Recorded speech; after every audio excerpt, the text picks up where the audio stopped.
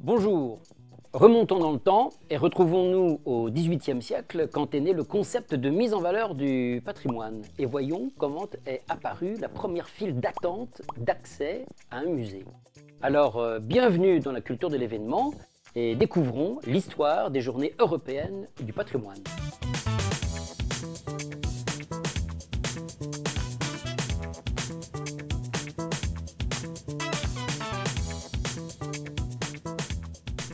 Depuis une trentaine d'années, nous observons que les files d'attente s'allongent devant des bâtiments dignes d'intérêt pour une visite exceptionnelle.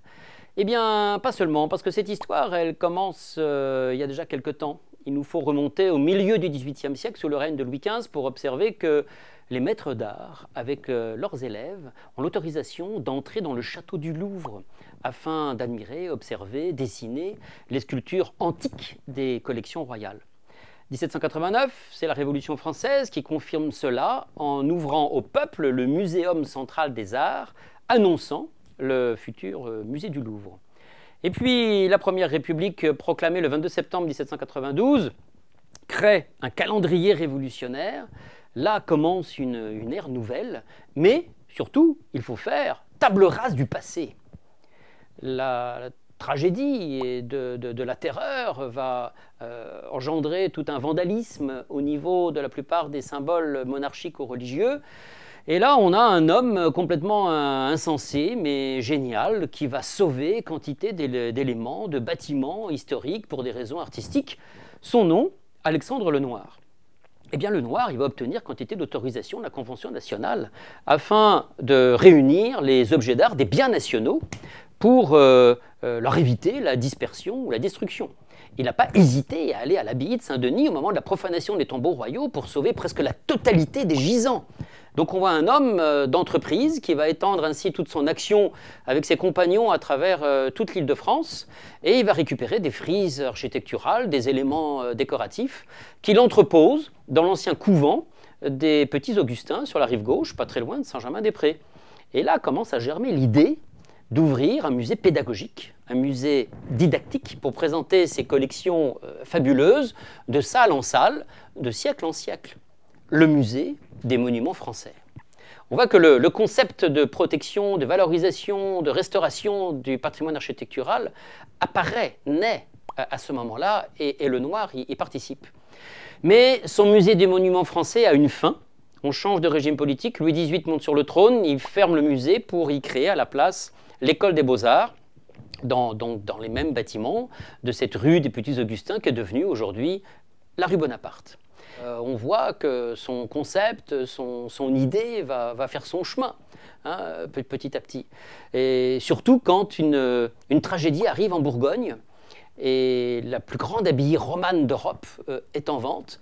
L'église abbatiale de Cluny, qui mesure 3 pieds de plus que Saint-Pierre de Rome, est à vendre au poids de la pierre, au poids du bois ou du métal. La pauvre Cluny n'a beau pleurer, a beau crier, eh bien tout est déjà joué, tout est fait, c'est trop tard. Et aujourd'hui, il n'en existe qu'une infime partie. Cet événement impensable va retentir ainsi dans toute la France et nombre d'écrivains, d'artistes, d'historiens vont lever les boucliers et en se disant orphelins de nos pères, il faut reconquérir notre passé, il faut reconquérir notre histoire et notre patrimoine donc.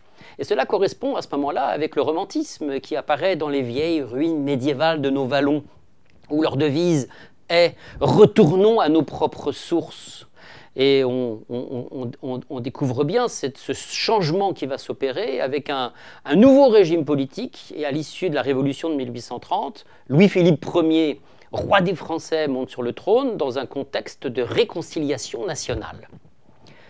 Un nouveau service administratif voit le jour, le Bureau de protection des monuments historiques, dont Ludovic Vitet est l'inspecteur général, suivi en 1834 de Prosper Mérimée.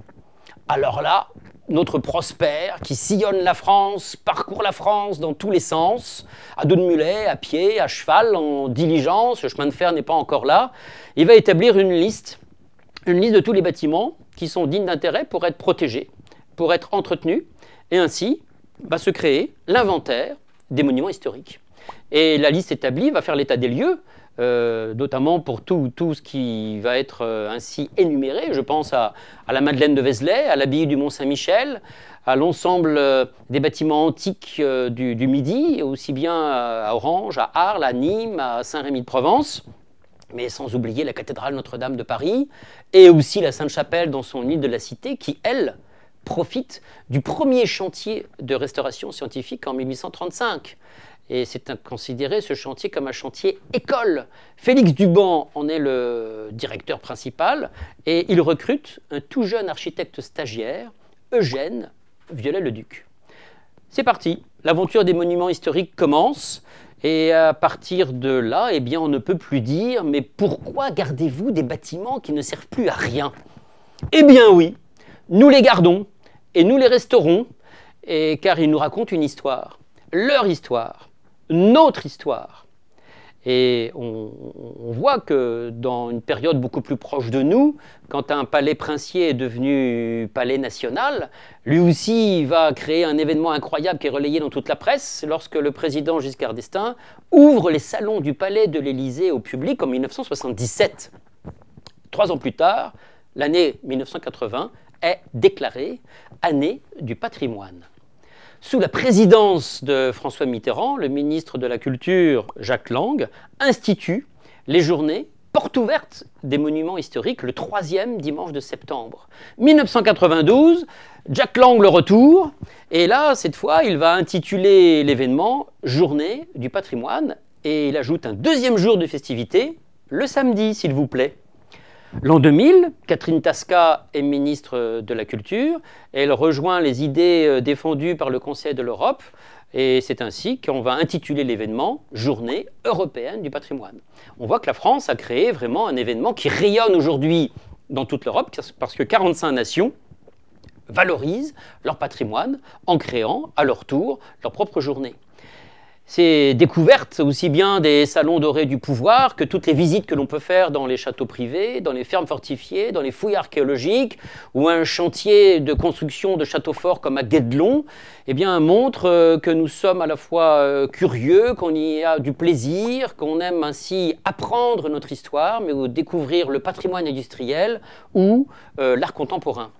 Et en 2014, avec la 30e édition, on ne sait où donner de la tête des 17 000 lieux qui étaient ouverts au public, 17 000 événements recevant 12 millions de visiteurs.